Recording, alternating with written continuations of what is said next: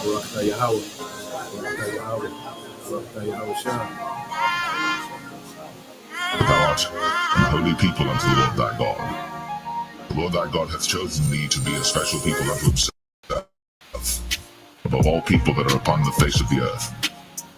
The Lord did not set his love upon you, nor choose you, because ye were more in number than any people, but were the fewest of all people. But because the Lord loved you, and because he would keep the oath which he had sworn unto your fathers, hath the Lord brought you out with a mighty hand, and redeemed you out of the house of bondmen, from the hand of Pharaoh king of Egypt. Know therefore that the Lord thy God, he is God, the faithful God, which keepeth covenant and mercy with them that love him, and keep his commandments to 1,000 generations, and repayeth them that hate him to their face, to destroy them. He will not be slack to him that hateth him. He will repay him to his face. Therefore keep the commandments and the statutes and the judgments which I command thee this day to do them. Wherefore it shall come to pass, if ye hearken to these judgments, and keep and do them, that the Lord thy God shall keep unto thee the covenant, the mercy which he sware unto thy fathers. And he will love thee, and bless thee, and multiply thee. He will also bless the fruit of thy womb, and the fruit of thy land, thy corn, and thy wine, and thine oil, the increase of thy kine, and the flocks of thy sheep, in the land which he sware unto thy fathers to give thee. Thou shalt be blessed above all people. There shall not be male or female barren among you, or among your cattle. And the Lord will take away from thee all sickness, and will put none of the evil diseases of Egypt, which thou knowest, upon thee, but will lay them upon all them that hate thee.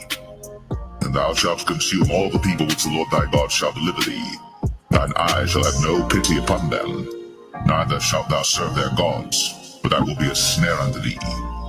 If thou shalt say in thine heart, these nations are more than I, how can I dispossess them? Thou shalt not be afraid of them, but shalt well remember what the Lord thy God did unto Pharaoh and unto all Egypt, the great temptations which thine eyes saw, and the signs of one mighty hand, and the stretched out arm where prayed. Moreover, the Lord thy God will send the hornet among them, until they that are left and hide themselves from thee be destroyed. Thou shalt not be affrighted at them, for the Lord thy God is among you, a mighty God and terrible.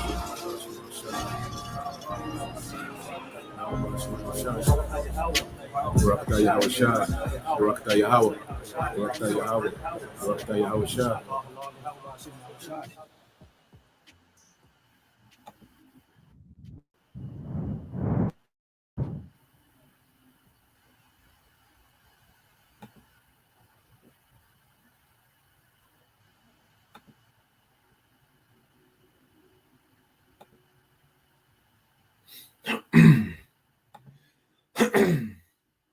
All right, Shalom.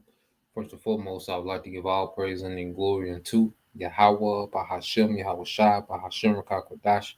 Double honors unto the apostles and the elders of GMS who rule well, teach well, being great examples to his younger brothers. And peace and blessings, salutations to the hopeful lake out there pushing his word of truth.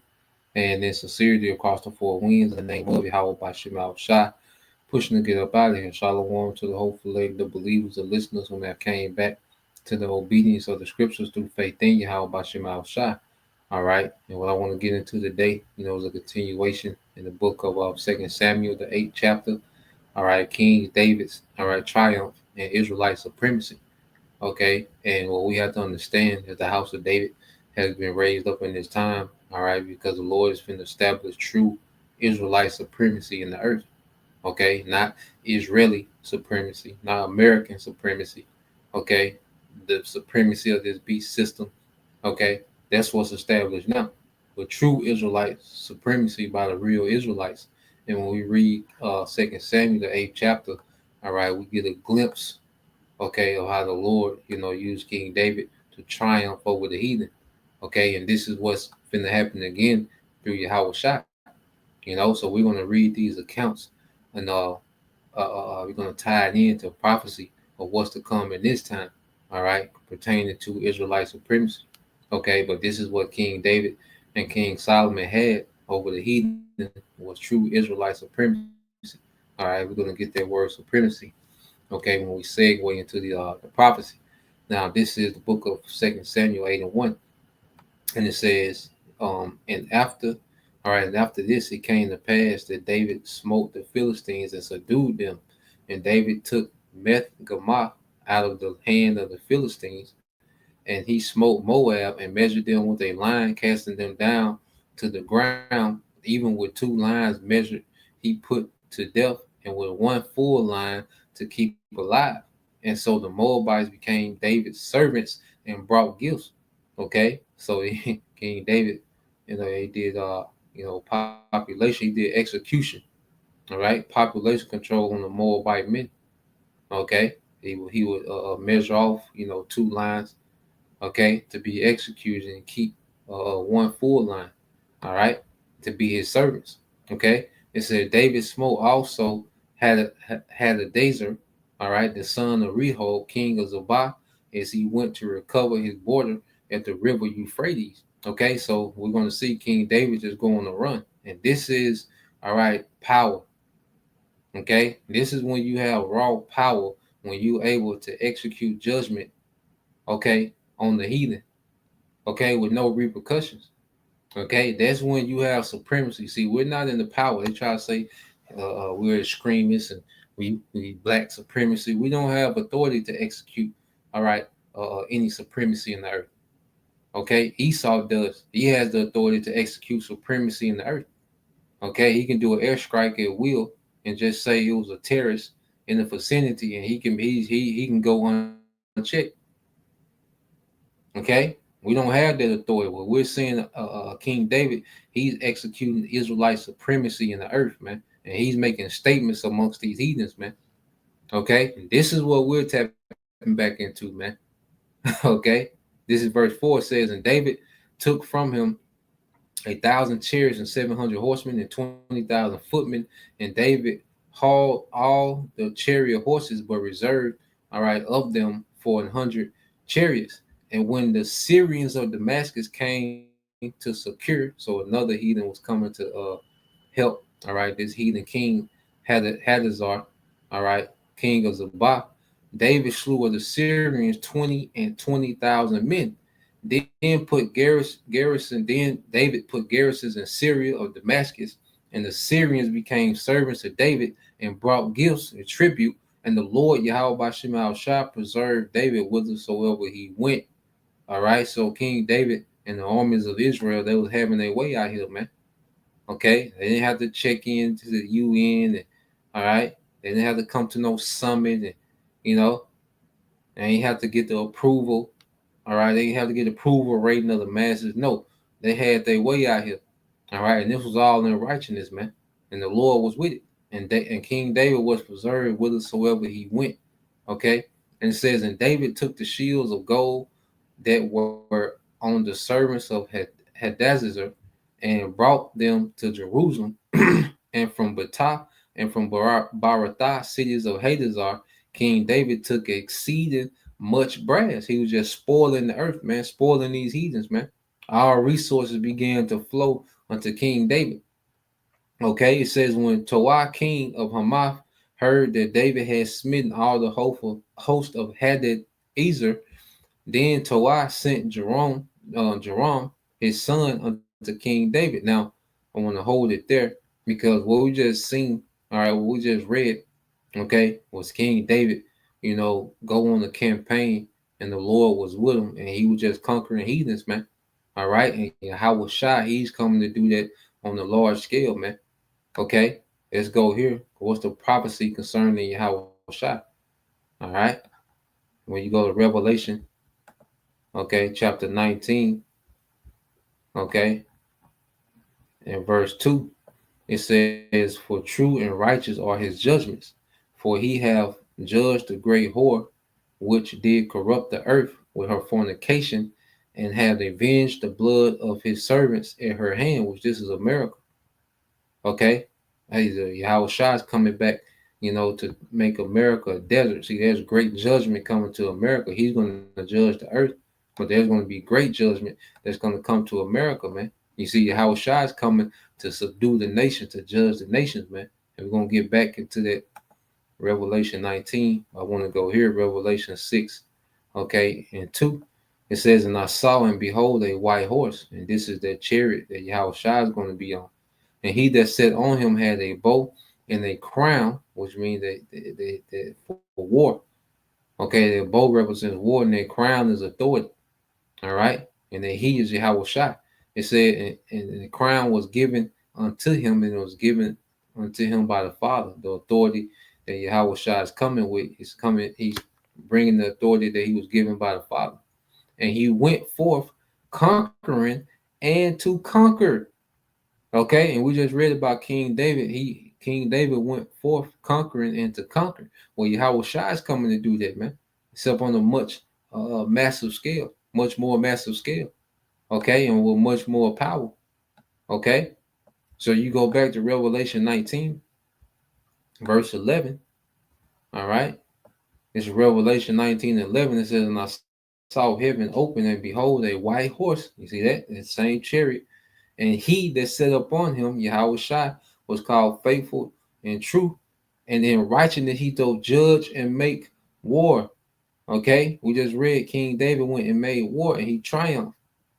Okay, Yahweh Shai is coming to triumph over the heathen, man. Okay, and deliver his people, the elect. All right, and our people, 2/3, they're going to get caught up in the judgment amongst the heathen because they're going to be looked at as traitors, man. Okay, it says his eyes were as a flame of fire, and on his head were many crowns, and he had a name written with, that no man knew but he himself. And see, in the ancient world, you would take the crowns of the kings you will conquer. Okay, so that's symbolic of him taking the authorities, all right, of all the heathens from the earth. Okay, but in the ancient world, you would take another king's crown that represents that your government, all right, is over his crown. Okay, your government oversees his government.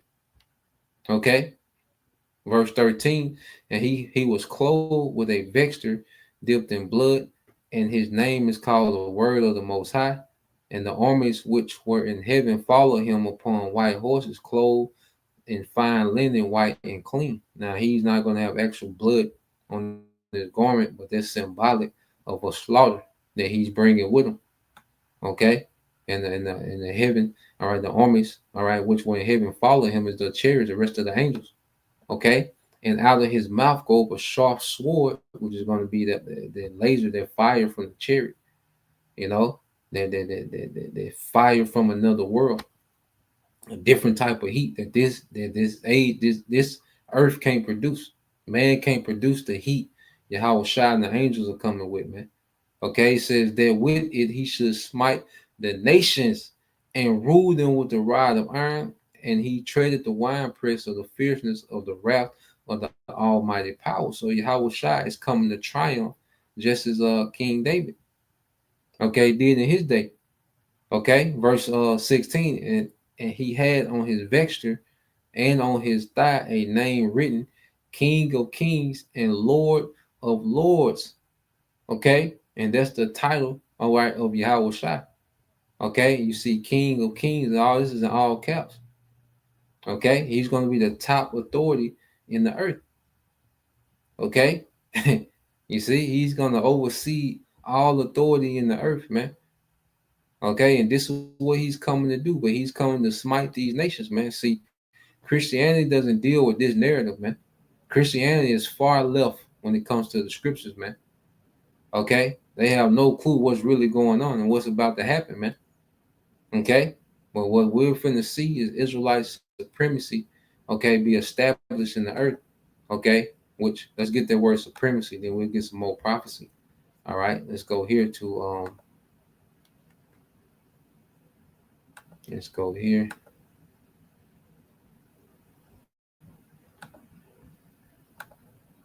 All right, so you get that word supremacy. It says the state or condition of being superior to all others in authority, power, okay, or status. You see, the state or condition of being superior to all others in authority, power, and status, man. Okay, and right now Esau has the supremacy, but Yahweh Shai is coming to establish Israelite supremacy in the earth, man. Okay, you go into these synonyms, and we got authority, lordship, influence, dominance, preeminence. Okay, control, power. You see, and Yahweh Shai is coming to bring this to Israel. All right, dominion for Israel, beginning with the elect. Okay, and it's all throughout the prophecies, man. Okay, so let's go here. Uh,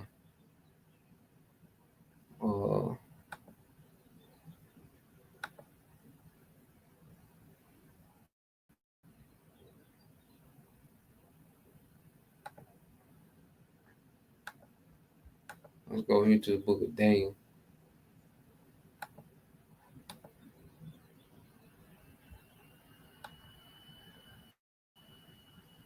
All right, this is the book of Daniel, chapter 7, and verse 13. Okay.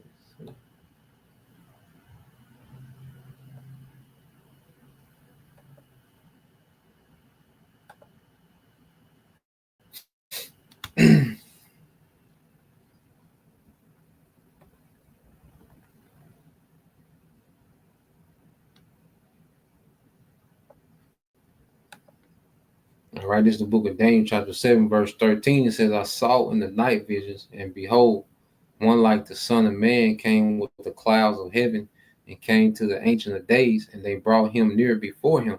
Okay, so this is Yahweh Shai being brought to the Father, and this was after the crucifixion and the resurrection. All right, after he completed his mission of being that sacrifice, he was brought back to the Father. Okay, and what was given him? And there was given him dominion, aka supremacy, all right, and glory and the kingdom that all people, nations, and languages should serve him. His dominion is an everlasting dominion which shall not pass away, and his kingdom that which shall not be destroyed.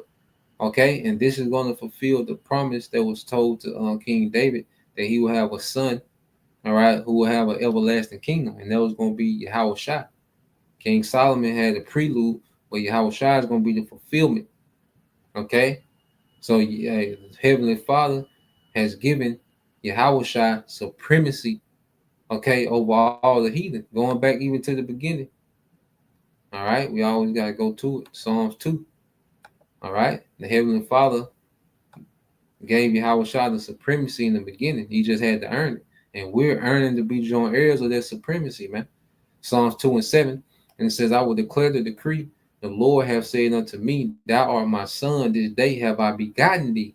Ask of me, and I shall give thee the heathen for thine inheritance, and the uttermost parts of the earth for thy possession, man.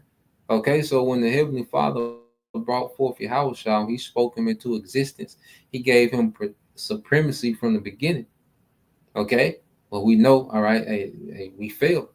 As the sons of God, we failed. You know, Adam fell. You know, the sons of God fell in Genesis 6th chapter. Then you had, you know, King Solomon, he reigned. At the end of his reign, you know, he fell, okay, from their supremacy, man, because we fell away from obedience. Okay, but as we, all right, are being gathered, okay, the Lord is having his mercy. He's going to bring us back to supremacy, man. Okay, we already have the victory in Yahweh Shai. Okay, let's get this real quick. Second Corinthians, now First Corinthians. Okay, and then we'll segue. You know, and it's many other scriptures, you know, going into that. All right. Come on now.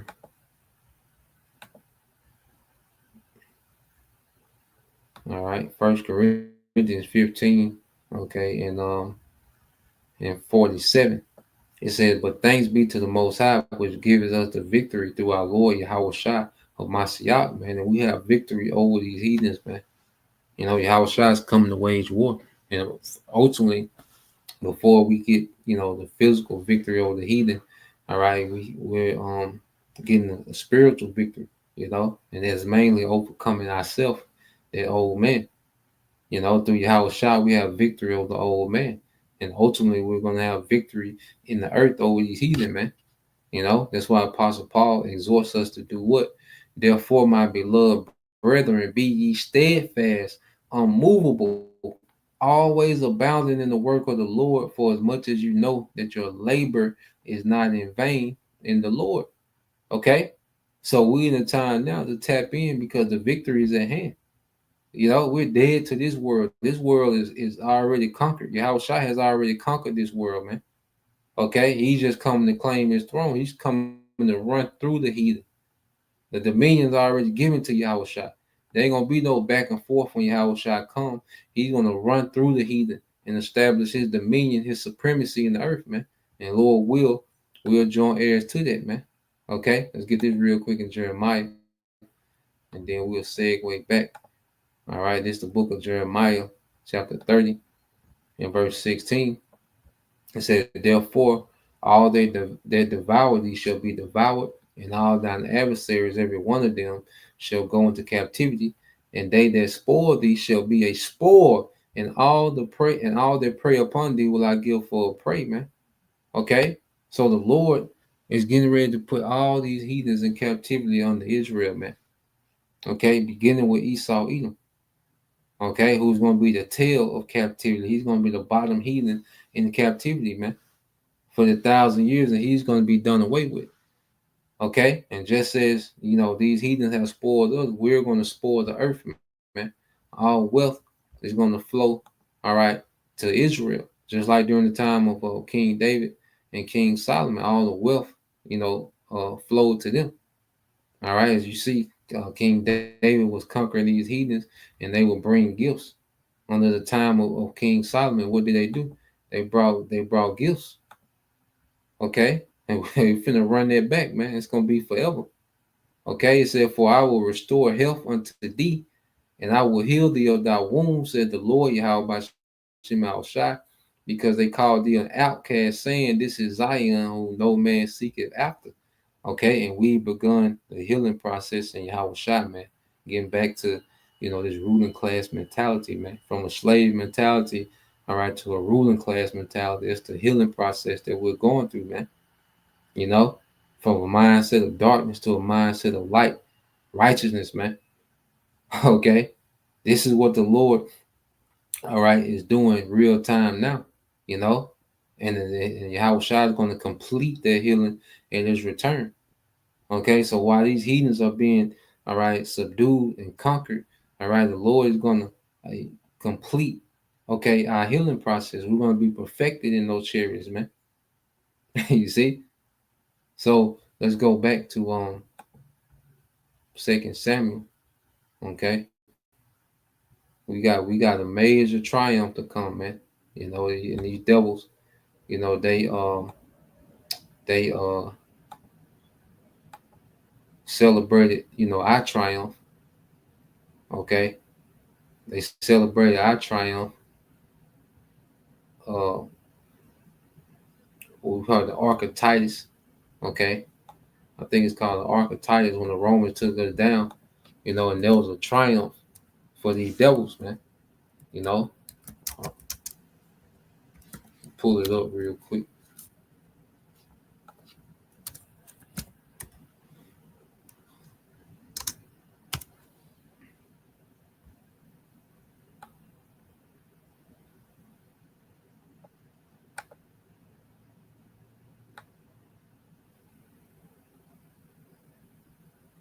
Yep. So let's go here, just to go into a little history. Um,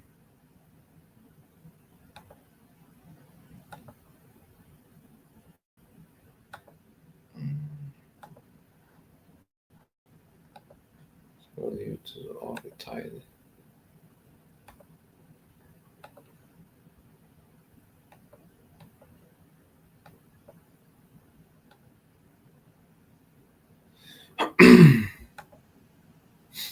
All right, so you go here real quick, just the Ark of Titus. It said the Ark of Titus primarily represents the Flavian dynasty triumph over, it say the Jewish, but there's no such thing.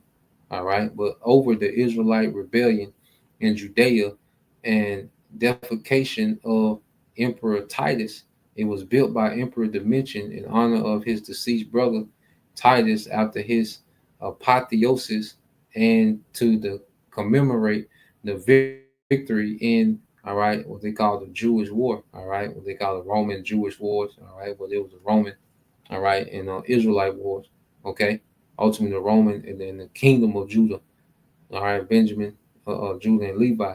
It said the ark depicts scenes of the triumphal procession with spoils from the Jerusalem temple, including the menorah.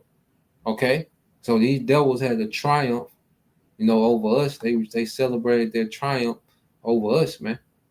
Okay, and you got the Flavian dynasty, which was you go into Vespasian, all right, his son Titus and his other son Domitian. There was a Flavian dynasty, all right, the last Edomites, to rule, okay, in the Roman Empire, all right, under what you call the Pax Romana, okay, because after that Jake will come into power, okay, and be Caesars, the five good Caesars, starting with uh, Nerva, and ending at Marcus Aurelius, okay, for the five good emperors, and then you will have, Jake emperors, that will rule, okay, Rome, all right, for the next, about 11, about 1200 years, you know, and the Byzantine Empire, started, um, what they would consider, scholars started at the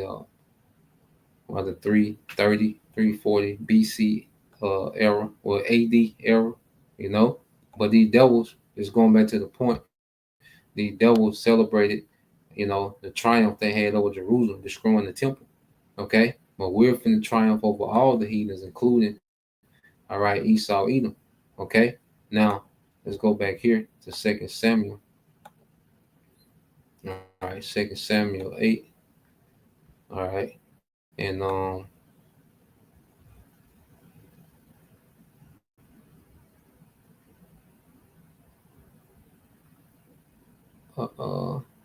right, this Second Samuel 8:10 said, Then Tobiah sent Jerome, his son, unto King David to salute him and to bless him because he had fought against Hadadezar, all right, and smitten him, and Hadadezar had wars with Tobiah, and Jerome brought him vessels of silver and vessels of gold and vessels of brass. So David just got to reckon in. King David just got wealth coming from everywhere, just pouring in. Okay, which also King David did dedicate unto the Lord with the silver and the gold that he had dedicated of all the nations which he subdued. And to King David was putting a lot of that, all right, into the treasury of the Lord, you know. And it says, of Syria and the Moab and the children of Ammon and the Philistines and the Amalek, all right, and the spoil of Hadazazar, son of Rahid, king of Zobah, and David got him a name when he returned from smiting the Syrians in the valley of Salt, being 18,000 men. And he put garrisons in Edom. Throughout all Edom, he put garrisons, and they of Edom became David's servants. And the Lord preserved David whithersoever he went. All right, so King David had Esau in captivity, man. Okay, and these devils, they push a narrative as if they was never a people in captivity, that they was always superior in the earth. Nah, man. All right, King David subdued the Edomites, including Amalek. Okay, and it says, and David reigned over all Israel, and David executed judgment and justice unto all his people.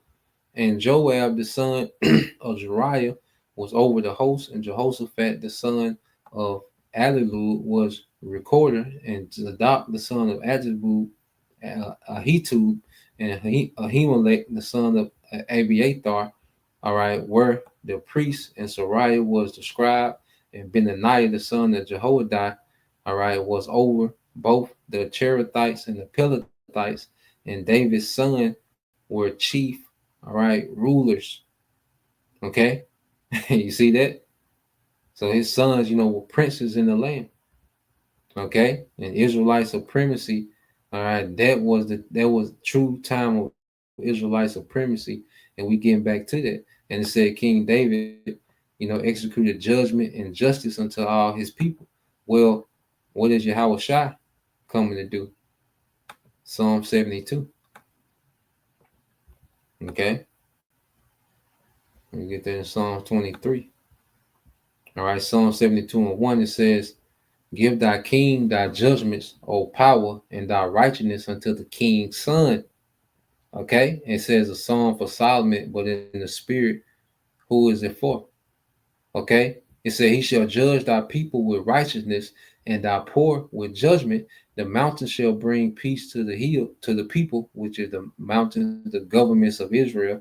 They're gonna bring peace to Israel, and the little hills by righteousness, man. And eventually the heathens will get to enjoy a righteous kingdom. These little authorities, these little governments. Okay, because these heathens going to have structure, but they're going to have to answer to our government. Okay, they're going to have, their rank amongst themselves after their 1,000-year period, but they're going to have to always answer to the government of Israel. Isaiah chapter 2. Okay, and it's going to be a righteous government. Righteousness is going to flow, all right, from the top down to the bottom. Okay, he shall judge the poor of the people. He shall save the children of the needy, and shall break in pieces though oppression. All right, which is Esau, Edom. Okay, and the rest of these heathens. That's why you're going to have the rule with the rod of iron. Okay, Israelite supremacy is going to be enforced with that rod of iron, man. Righteousness is going to be enforced with the rod of iron. Okay, and it's going to be through Yahweh Shai.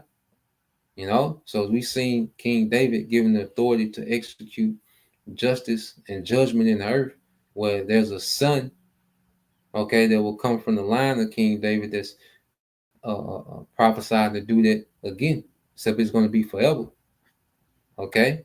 Because what we're seeing now is just a prelude, all right? But what's to come is going to be forever, okay? This is the book of Jeremiah 23:5. It said, Behold, the days come, said the Lord, Yahweh Bashim al-Shai, that I will raise unto David a righteous branch. You see that? And a king shall reign and prosper, and shall execute judgment and justice in the earth. Okay, so there's a king promised to come from King David. Now remember, this is in Jeremiah. This is generations, all right, several generations after, all right, King Solomon. So who is this king? Okay, who's going to execute judgment and justice in the earth? All right, that's Yahweh Shai, because Christians try to confine, who they call Jesus to the spirit, to heaven.